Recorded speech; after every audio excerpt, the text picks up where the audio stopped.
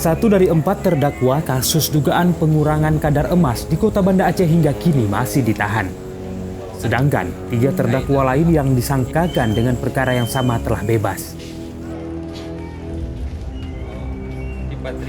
Kuasa hukum terdakwa Armia mengaku adanya diskriminasi yang dilakukan aparat penegak hukum terhadap kliennya Muhammad Hussein bin Hashim, pemilik toko emas Hussein Haji Hashim.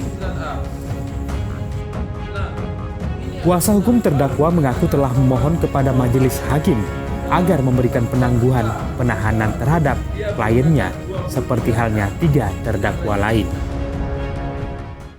Ya, kami juga sangat bersedih ya terhadap penetapan yang dikeluarkan oleh majelis hakim yang menangani perkara kami bahwa klien saya Muhammad Hussein bin Haji Hashim ya dari 4 orang terdakwa hanya beliau yang dilakukan penahanan di dalam rutan.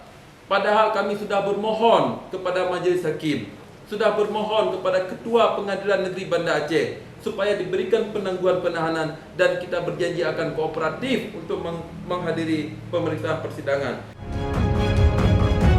Kuasa hukum terdakwa meminta majelis hakim berlaku adil terhadap kliennya sehingga tidak memperburuk citra pengadilan. Nah, ini juga kejanggalan. Kalau ditanya kenapa ditahan, saya juga tidak tahu. Saya tanya kepada majelis hakim, kenapa ditahan? Mereka tidak memberikan alasan.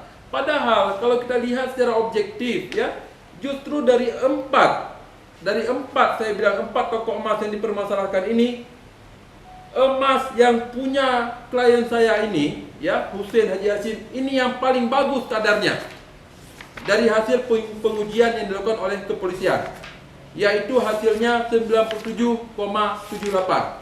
Yang lain di bawah 97,78. Itu secara objektif ya. Nah, tetapi justru klien kami ini yang dilakukan penahanan. Sebelumnya, kasus dugaan pengurangan kadar emas Polda Aceh menetapkan 4 orang tersangka pemilik toko emas di Banda Aceh. Kasus tersebut kini telah memasuki tahap persidangan.